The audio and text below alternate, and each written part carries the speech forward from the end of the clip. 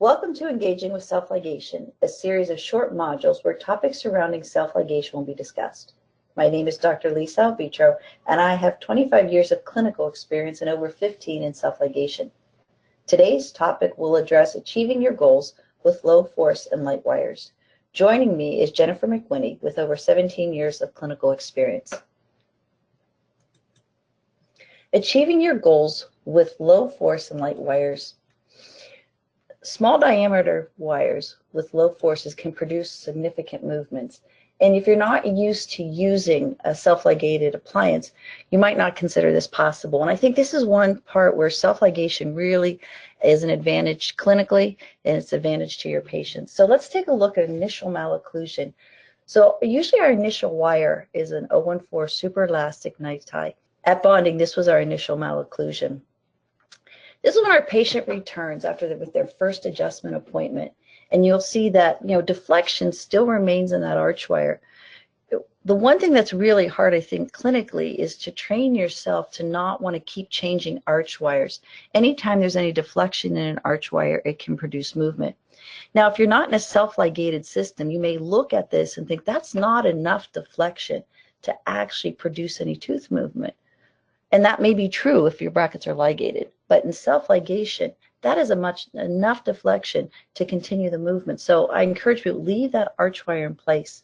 This is the second visit. Now the time frame between these visits is about 8 weeks, and look at how much you've achieved. So all of that on just one simple arch wire. So avoid that temptation to change those arch wires. Change them only when they're passive. An arch wire that's deflected still has movement. It still has force. It still can create a movement for you. And here's what I challenge people. See how small wire you can use to achieve the movement that you want and how few of wires. And I think one of the concerns that people have about this is, well, my patients expect wires to be changed every time. And, I think Jennifer can give us some insight on that. I mean, how do your patients feel when you don't have to change an arch wire? I think as long as they are seeing change in their teeth, they don't know how many arch wires they need during their visit or during their treatment time. And as long as they are seeing change, they're okay with keeping the same arch wires in. Have you ever had anyone disappointed that you didn't have to change their arch wire? No, I've never had anyone disappointed. They're usually excited when we don't have to do any arch wire changes. Let's look at another case example, and I think not only are you seeing profound movements with a thin arch wire, and I think a lot of times we think about thin arch wires are just good for derotating teeth, and I think that's something that everybody uses as part of their clinical protocol. But I think you also need to see what kind of arch development you're getting, how you're eliminating crowding, and obviously at some point we're going to need to move on to the next arch wire because we're going to need to fill that slot, because once the deflection is gone, that means all the force is gone, and it is time to move on to our next wire. It's true in different types of self-ligation systems. Obviously, we're using Ultra. We could use Smart Clip for over 15 years, and you can see the profound movement that you can get just on a 14 super elastic night tie. And the reason why is because you need just enough force to move the teeth. You don't need enough force to overcome the friction or resistance that's in the posterior.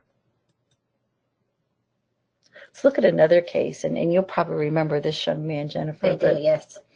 And the nice thing about is, being able to make these profound of changes in just that arch wire. Now, you may look at that little green tie and think, well, why did you put a tie there? And we'll talk about this later, or I'm sorry, actually we'll talk about this in another module, but you're going to have to learn to secure arch wires too, and that's just really one simple way that we would secure arch wires, just by a little crisscross tie, because we really want to maintain the arch wire in the midline, but we want to allow the arch wire to express itself out the posterior.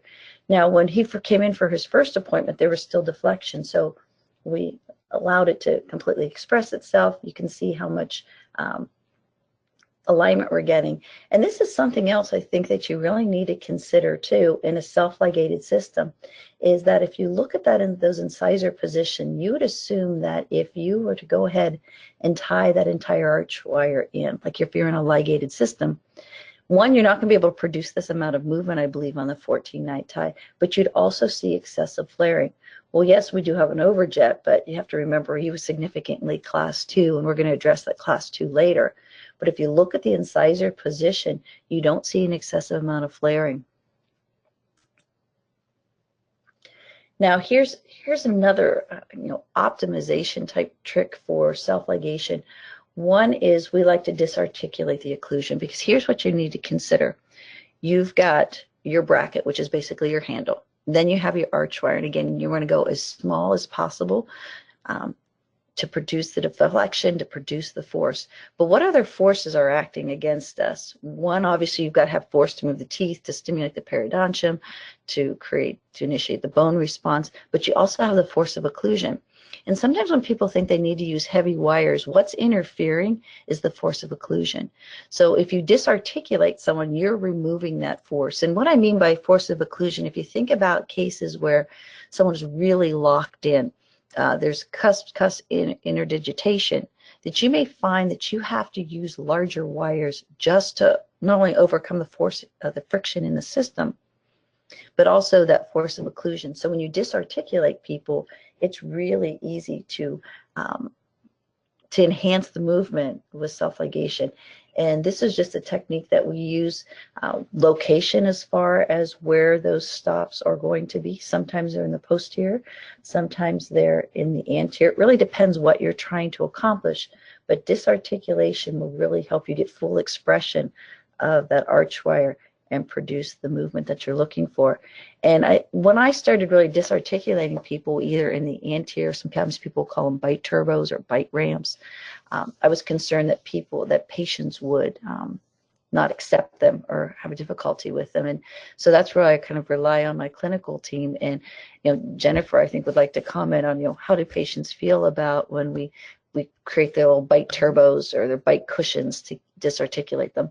At first, they're kind of a little leery, but we show them the different collars that they can get.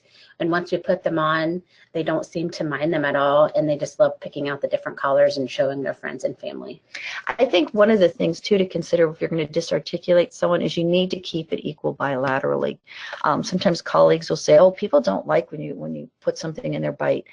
That's true if you make it asymmetrical, if it's not equally distributed. So, once we get our bite turbos or our disarticulation pads in place, we're going to adjust them to make sure that they're closing evenly and they're comfortable. We also then to verify that they're not in occlusion. Now, here's something you have to keep in mind too, is that these can wear down because you're going to want to use a material that's softer. You're not going to want to use like a restorative composite. So, often you'll find these wear down, particularly in some of our kids that are grinders that have a bruxism habit at night, that you can't really make them a night guard, but in their initial wires we'll put these bite turbos in. But you have to really keep an eye on them and make sure that you're staying out of occlusion, one, to continue to enhance the movement, and two, to make sure there isn't any bracket interference. Now, another optimization tip too to be able to use thin wires is you're going to want to engage the most rotated or displaced tooth first. I think our natural habit is you do the easy part first, and then you do the harder ones last. But here's what happens when you do that is that you use up wire. If you think about it, to be able to get the deflection, you need to have more arch wire present. So if you were to go ahead and tie in like if you're in a ligated system, then I'm going to tie that rotation in last, it becomes harder to deflect the wire. The same is true with self-ligation. Train yourself and your staff to go ahead and tie in the most rotated for teeth, or I'm sorry, actually close the door. We don't need to tie, which is great. Close the door around the most rotated tooth, then engage the rest of the arch. And I think, here's another good example, and Jen can kind of point out where you'd want to engage that arch wire first. You would start with the upper left lateral and then go to the central and then back to the cuspid on the left side and just work your way back. Yes, I think the natural tendency, you'd start here and do the easy side and then do the harder side. But again, you're going to take up more arch wire. And if you look at that deflection of the arch wire, you can see you're going to produce a force. And even though it's a very thin wire, it's going to be enough, because what's going to happen here is this arch wire expresses itself is it now can slide out the posterior. And that's one thing we'll tell people to expect is this arch wire may get a little bit long. So maybe you're going to want to turn it or make sure it's definitely flush, and then time your appointments accordingly. One thing is I have this arrow here I need to point out. Everyone always asks me, no, that's not a cavity. It's just a restoration that was done from the side before the other tooth had erupted. As we're looking at these cases, I think that when you're thinking self-ligation, people tend to just look at crowding. They look at lower incisors and how am I going to get the wire in there and close the door? Well, you're going to engage that area first. And what they really miss out on is one of the big advantages of self-ligation is that reduced resistance in the posterior. Because, if you were to take this cuspid and tie the entire arch in, you'd really see significant bite opening. You'd also see flaring of the incisors. And when you look at where we're at now, and all that was accomplished on that initial arch wire before we were changing to our necks, you can see we've got nice arch development. We've been able to bring down the cuspid, create sufficient space for that. And you'll recognize this is one of those, that very first slide we looked at. So 2 appointments to get to here. And, through disarticulation too, we were able to jump the crossbite. So when you're starting a case that looks like this, my first thought is, what wire am I going to use? I'm going to use a 14. Maybe some people might use a 12.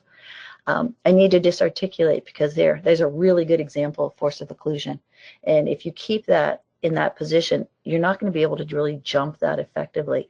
So if you look real close in the back, you can see that he was disarticulated, and we disarticulated enough so that initially he could clear that. And you saw that in the initial slide. We're able to jump the occlusion. Now, here's something I think is really exciting, is that look at the torque, or look where that root was at. And now if you look where it's at, you can see how much of that root has come forward too, because again, that's something that can be really tricky in a crowded case, is that the anterior teeth come forward and they flare, but it leaves the root behind. And then you spend a lot of time torquing and trying to get the roots in the right position. And if you look at where we're at now, I think that was really exciting. Really exciting for me. I think it was exciting. It was very exciting. Yeah.